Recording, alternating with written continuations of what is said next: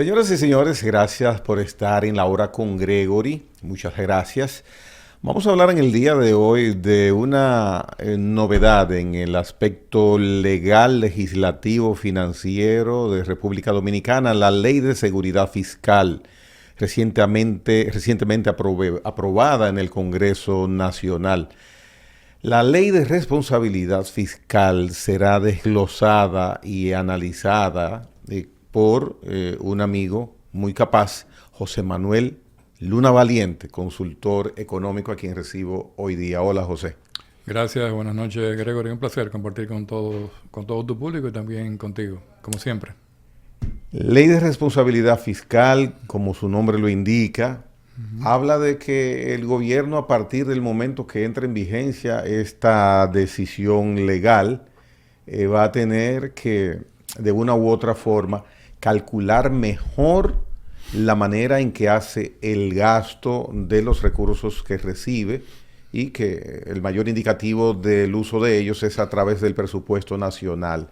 ¿Qué es la ley de responsabilidad fiscal? Bueno, es un gran avance a nivel de regulación, sobre todo a nivel de cómo regular al Estado en lo que tiene que ver con el manejo de la deuda y el manejo del gasto público. Pero también es un gran desafío para este y cualquier gobierno. El hecho de tú ponerte un norte y un límite en tu deuda externa de un 40% es bastante significativo, y estamos hablando de que la República Dominicana en este momento está por encima del 65%, sumándole a eso la deuda del sector no financiero, que es la deuda del Banco Central. Estamos hablando de 55,000 millones por un lado, más 19,000 millones del sector no financiero, que es la deuda actual del Banco Central, que ya anda por encima del billón de pesos en la República Dominicana. Así como también el hecho de no llegar a un 3% del gasto primario, que es el gasto que se refleja, el balance primario en todo índole, con relación a los intereses que tiene que pagar el país antes de el gasto tributario, o sea, de la carga tributaria. La norma es, y el objetivo principal es, que el gobierno siempre esté con el saldo de la deuda de intereses por debajo del gasto en la parte tributaria. O sea, que los ingresos tributarios me den para yo pagar los intereses de la deuda. Pero parece difícil lograr eso. Hasta ahora se mantiene. Hasta ahora estamos en un balance positivo, lo estamos haciendo.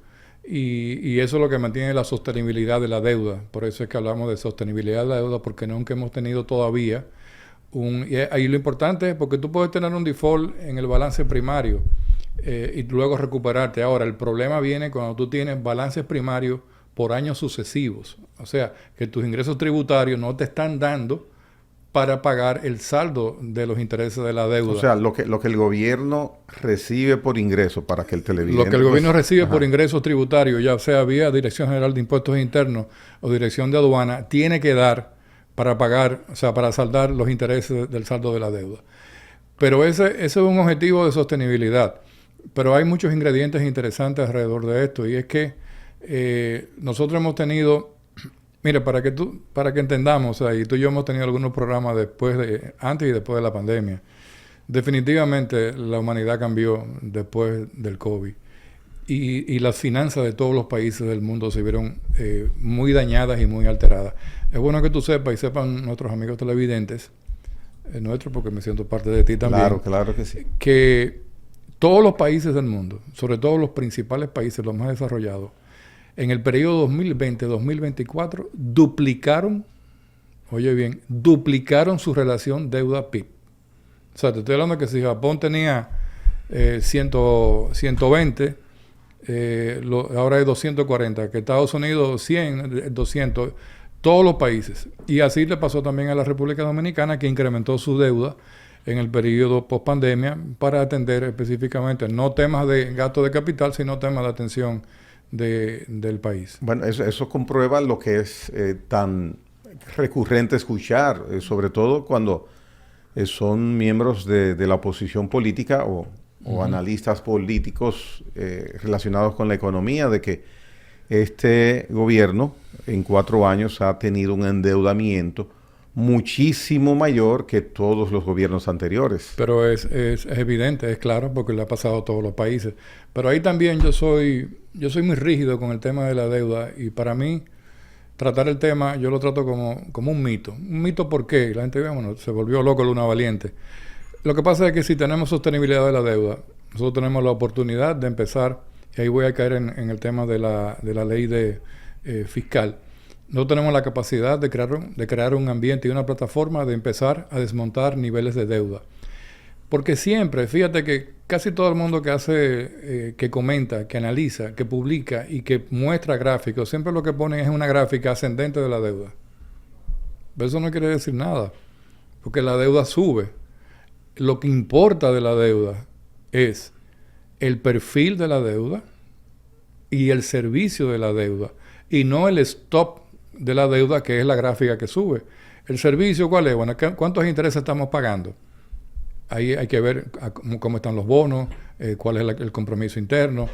El perfil es multilateral, es bilateral, o sea, bilateral de país a país, que tiene un costo prácticamente cero, y multilateral, que va a depender de si es Banco Mundial, si es Banco Interamericano de Desarrollo. No es Fondo Monetario porque no tenemos acuerdo stand-by con el Fondo Monetario. Entonces, si tú te pones un 40% de ir bajando la deuda, claro, ¿para cuándo yo me puse esa meta? Para el 2036.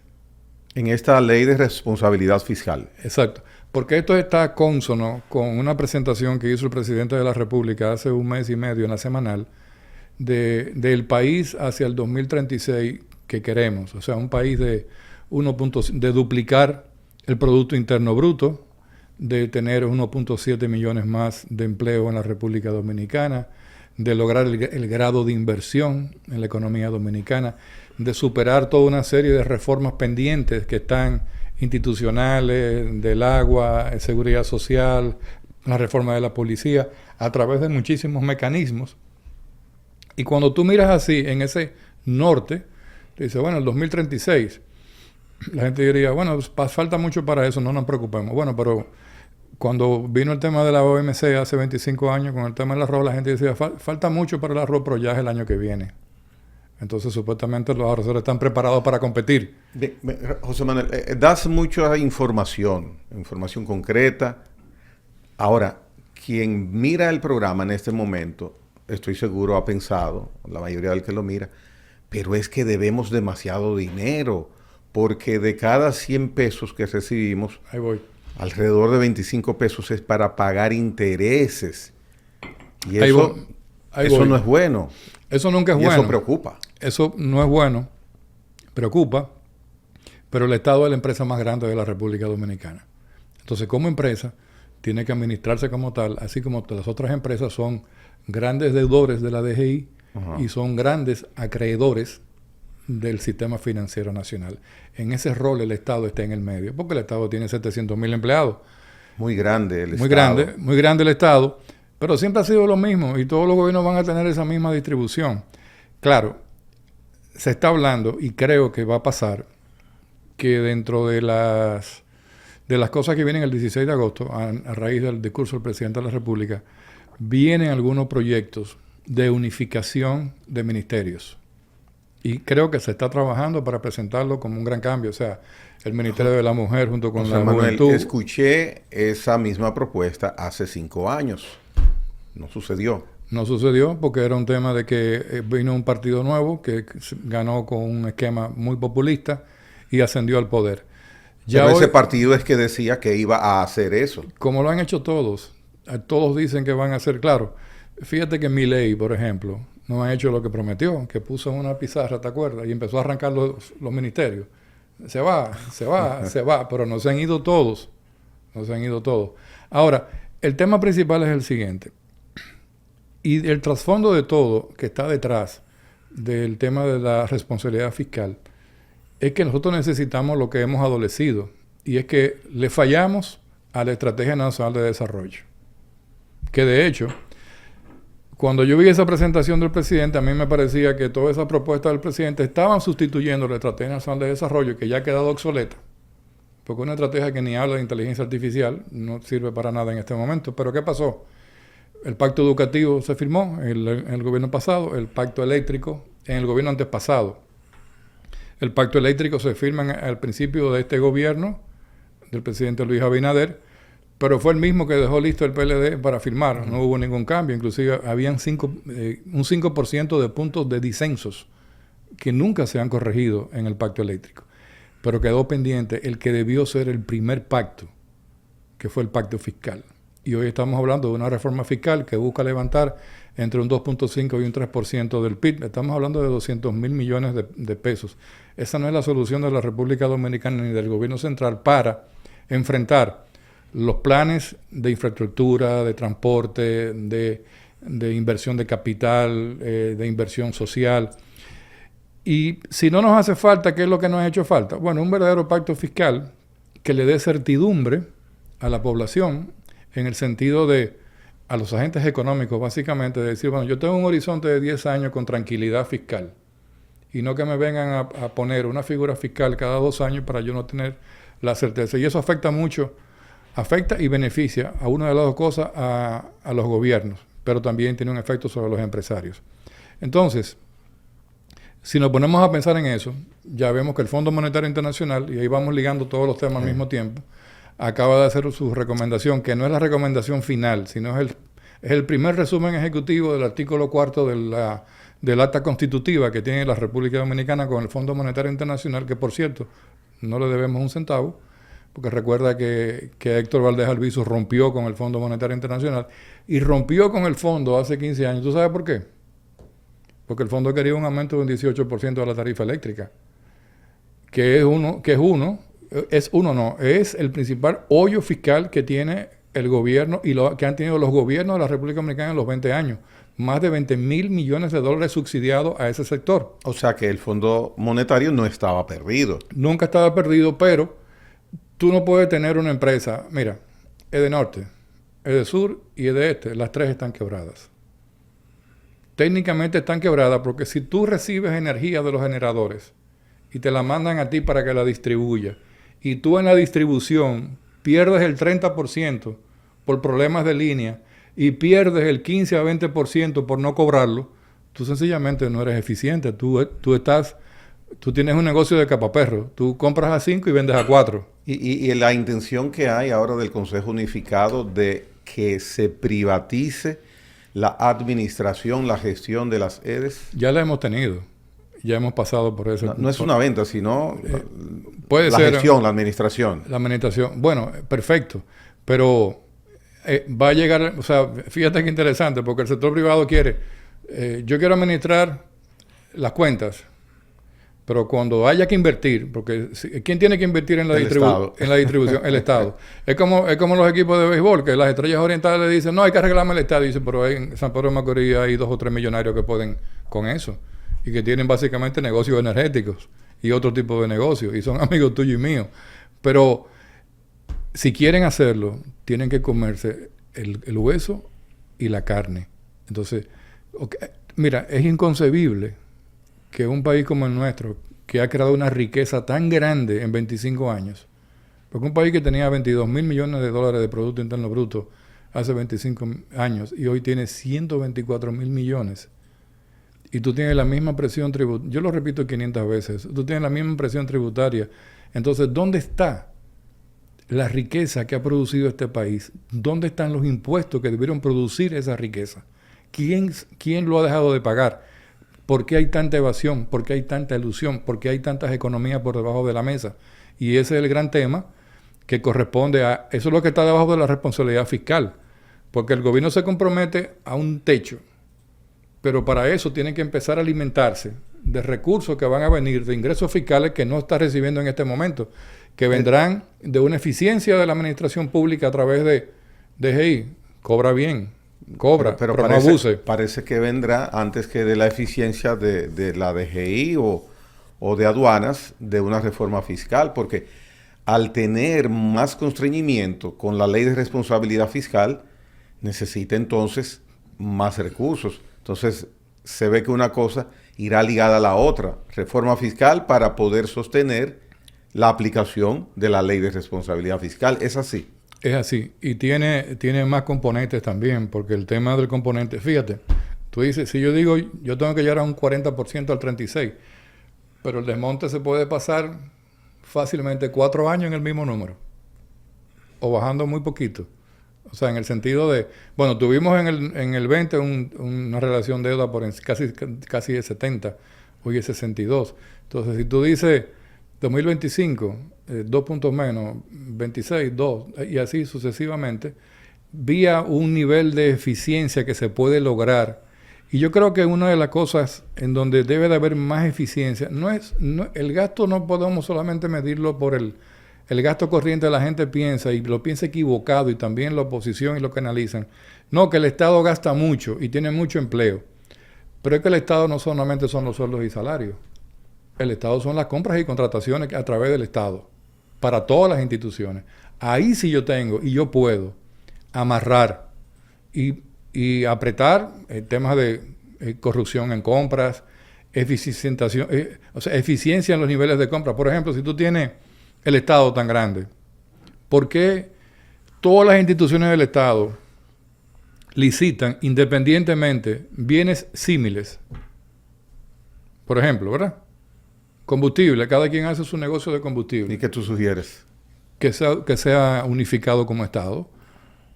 O sea, el Estado, además tú tienes una economía de escala que tú vas a utilizar y que tú vas a ganar. ¿Y cuál sería el beneficio de eso? El beneficio podría ser hasta un 10% menos de gasto. Es como cuando tú vas a comprar, o sea, si tú eres negociante y tú compras por mayor, ¿a cómo te venden? ¿Por qué Pero sería ampliar más el Estado, entonces. No, al contrario. Tú lo que estás es bajando el nivel de compra y contrataciones. O sea, tú no puedes tener 5,000 licitaciones en el mismo tiempo. Todo el mundo compra el papel sanitario que quiere, la que sé yo que limpia lo que quiere. O sea, el Estado tiene que ser, tiene que tener una línea de comportamiento. O sea, tiene que ser unísono. Tú vas a Estados Unidos y tú entras a una oficina pública, ahí tuvo un baño. Ya, lo viste, lo usaste y viste lo que hay.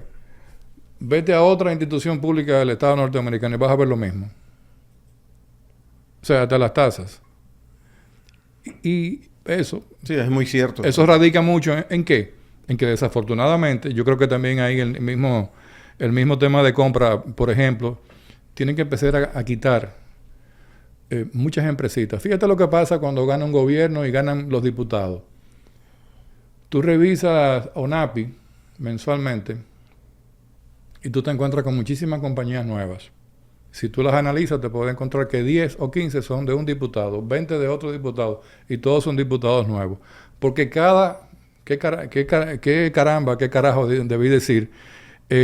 Cada uno empieza a preparar su plataforma de negocios. Entonces, eso es lo que ha pasado en el Estado Dominicano. O sea, de que desafortunadamente mucha gente se mete a hacer negocio con el Estado, que lo que hacen es expandir mucho más el tamaño del Estado a nivel de las compras. No son solamente los 700,000 asalariados. Es el nivel pesado de la carga presupuestaria a través de los gastos corrientes del Estado. ¿Qué va a ser, cuál va a ser la figura? ¿Cómo se va a conformar el presupuesto del año entrante? Porque se entiende que habiendo ya ley de responsabilidad fiscal, los ajustes, bueno, el encargado de presupuesto, Rijo, indicaba que se iba a hacer unas coordinaciones porque hay elementos nuevos, figuras nuevas que las instituciones tienen que conocer, a los funcionarios sobre todo. Entonces, ¿cómo se va a elaborar ese presupuesto si no tenemos reforma fiscal y si vamos a tener ley de responsabilidad fiscal? ¿O es que este año podríamos tener reforma fiscal? Este año hay que tener reforma fiscal. Ahora, déjame decirte lo siguiente. Hasta yo estoy dudando ya que haya reforma fiscal. ¿Por qué? Porque desde el punto de vista práctico es algo que ya debió estar en la mesa. ¿Entiendes? Han circulado 3 borradores con una serie de criterios. ¿Han circulado dónde, quién, cuándo, qué? O sea, no, a mí me han circulado, yo lo tengo. Pero apócrifos. No, hay uno que sí tiene apellido, que es de un consultor tributario que es muy conocido, que es Edgar Barnista. que él inclusive propone... Muy activo está. Sí, que él inclusive propone la eliminación de la ley de incentivos turísticos, con lo cual yo nunca voy a estar de acuerdo, porque ese es un sector que necesita mucho más empuje porque tiene un costo-beneficio positivo a la economía. Pero el tema es el siguiente, que ese es un tema nodal, así como tú lo planteas, para el tema del presupuesto. Entonces, ya por ejemplo, el presupuesto le envió al Estado completo el documento del arranque del diseño y preparación del presupuesto, que tiene que estar listo en este mes que entra de agosto, ya. Pero ¿qué pasa? El gobierno acaba de aprobar la semana pasada el reformulado del presupuesto 2024, que lo hizo sumamente rápido, en cuestión de días, con una serie de recursos que se le han dado a una serie de instituciones, entre ellos, para el tema de la reforma de la policía, se expandió el presupuesto en casi 3.000 millones de pesos, otras instituciones más, suman 35.000 millones. Se cogen presupuestos sobrantes de unas instituciones que no lo van a utilizar y se recarga a aquellas que requieren y que han demandado más inversión o gasto de capital en todas formas. Si eso pasó en 2 días, en menos de una semana, no podremos pasarlo de igual forma un presupuesto que venga con una reforma fiscal al lado, porque tendremos que discutirla en algún lugar. Entonces, si se hubiera puesto en la mesa, hubiéramos tenido el tiempo, todos los actores económicos y los agentes económicos, los analistas y todo, de ver los pros y los contras. Además, una reforma que busca, y que de hecho va a ser una reforma coyuntural, porque no es un pacto fiscal. Estamos otra vez violando la Estrategia Nacional de Desarrollo. Una reforma que busca 2.5 o 3% del Producto Interno Bruto. Tú no me estás diciendo nada. O sea, pero es como tú dices, que se podría ir básicamente en acumular más para pagar más deuda. Pero podría ser inclusive, José Manuel, podría ser inclusive hasta mucho más light, que fuera para cubrir un punto del bueno, podría ser light, pero tampoco tendría sentido, porque una reforma light tú la logras con eficiencia administrativa. Y la voluntad del presidente de la República, que tiene un carácter que no le gusta, evita por estrategia, supongo, o por forma de ser la confrontación, para hacer una reforma fiscal hay que ponerle la mano financieramente a ciertas cosas y ajustar ciertas cosas. Y al presidente no tiene ese temperamento. No solamente eso, que tú tienes que contar con una serie de apoyos a nivel empresarial por sectores que... Fíjate que el fondo dice... Pero voluntario no va a ser. A nadie le quitan dinero voluntariamente. Sí, pero fíjate que el fondo inclusive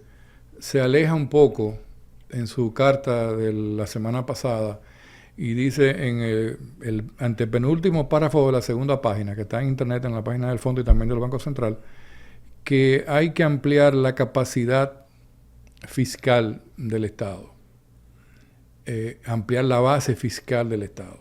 Pero ese es un concepto muy amplio. Porque ampliar la base fiscal, evidentemente, es cobrar más impuestos sobre una estructura mayor. Pero también podría interpretarse como ampliar la base del ITEVIS y tener más integrados más bienes y servicios. Y a su vez menciona, dice, y eliminar exoneraciones y exenciones. Pero ¿cuáles van a ser? Porque el 60% del gasto tributario, que son 371.000 millones de pesos, es ITEVIS. Entonces, ¿a quién voy a meter en el saco? ¿A la medicina? ¿A los alimentos? ¿Al gasto educativo? ¿O cuáles alimentos? ¿O cuáles fármacos? ¿Tú entiendes? Entonces ha pasado algo peligroso. Y es que en este trayecto, todos los sectores de la economía han incrementado sus precios. ¿Reposición de inventario? No. Miedo a la reforma fiscal. Entonces, en alimentos... Pero la inflación está muy controlada. Sí, pero por ejemplo, a mí me llega la propuesta de mi seguro de salud, que lo pago yo. Me dice, en base a los ajustes y a la adición de ciertos tipos de procedimientos, la nueva facturación se incrementa en un 10%. Pero eso me lo hacen todos los años. Pero en vez de llegarme en enero, como pasa normalmente, me llegó en julio. Y eso está pasando. Entonces, también hay un elemento interesante. Este es un gobierno que ha recibido mucho dinero. También. Porque no existe subsidio a la gasolina. Demuéstramelo. O sea, con todo el respeto de mis amigos del Ministerio de Industria y Comercio y del Ministerio de Hacienda. Pero si hace 2 años el precio del West Texas era $116, y ahí fue que el presidente dijo, los precios se congelan, pero el precio se pasó 1 año y medio entre 75 y 80, y él dijo la misma norma, cuando baje 85 volvemos al mercado de spot. Entonces, si el gobierno recibe los impuestos que le corresponden a ese tramo de precio, y lo está comprando por este tramo de abajo, y yo sigo comprando aquí, ¿quién está subsidiando a quién? Entonces el gobierno se está beneficiando, pero muchos de nosotros. Claro. Vamos a hacer una pausa. José Manuel Luna Valiente, astuto, sagaz y dice las cosas como son, está con nosotros. En breve retornamos.